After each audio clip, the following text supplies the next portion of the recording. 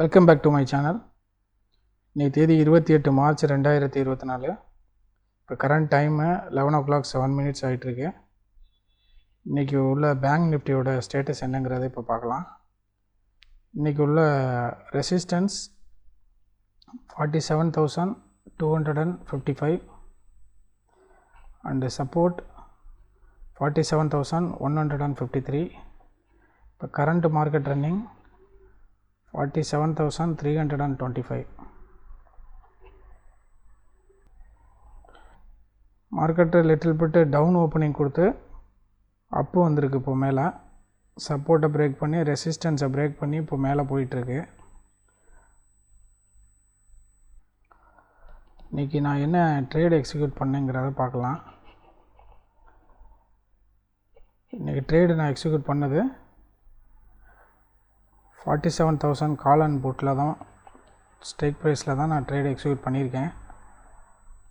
Total number of trades 8.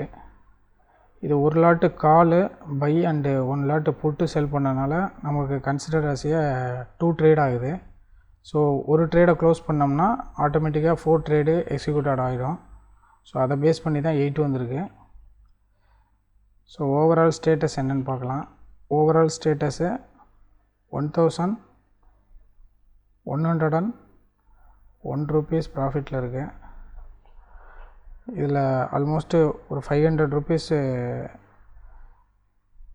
Commission and tax போச்சுன்னா balance நமக்கு ஒரு 700 ரூபீஸ் வரலாம் அப்ராக்சிமேட்டாக profit.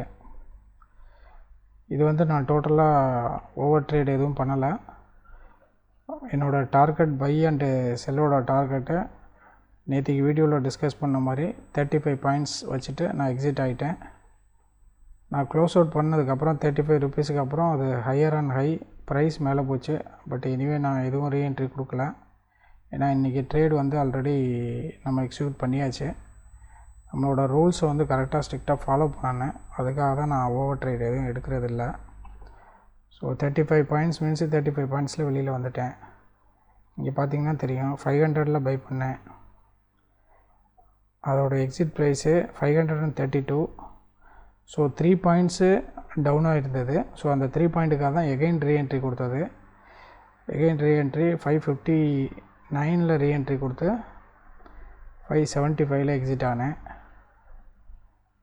So total number of trades 4 trades, executed orders 8.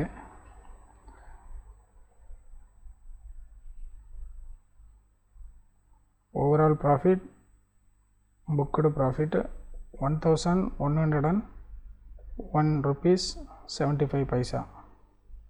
So no more further trade எதுவும் நான் execute பண்ண போகிறதில்ல. ஸ்ட்ரிக்டாக அந்த ரூல்ஸை ஃபாலோ பண்ணுற மாதிரி ட்ரேடிங் இப்போ நான் பண்ணிகிட்ருக்கேன். இன்றைக்கி டே 2. என்னோடய தம்ப்நெயிலில் நான் டே 2 கொடுத்துருக்கேன். என்ன ரீசன்னா, நேற்றுக்கு நம்ம ரூல்ஸை ஸ்ட்ரிக்டாக ஃபாலோ பண்ணணும்னு சொல்லியிருந்தது. அதே மாதிரி 35 பாயிண்ட்ஸு ப்ராஃபிட்னா எக்ஸிட் ஆகிடுனேன் அப்படிங்கிறது. ஸோ அதை பேஸ் பண்ணி தான் நான் இப்போ பண்ணிகிட்ருக்கேன். எத்தனை நம்பர் ஆஃப் ட்ரேட்ஸ் டே நம்மளால் கண்டினியூஸ் க்ரீனில் கொண்டு ஹோல்டு பண்ண முடியுதுங்கிறது பார்க்கலாம். அட்லீஸ்ட் இது 1 ரூபி ப்ரோக்கரேஜு இதெல்லாம் கமிஷன்லாம் போயிட்டு நமக்கு 1 ரூபி அது ப்ராஃபிட்டில் இருந்தாலும் அது க்ரீனில் கொண்டு நம்ம ஸ்டாப் பண்ணியிருக்கோம்.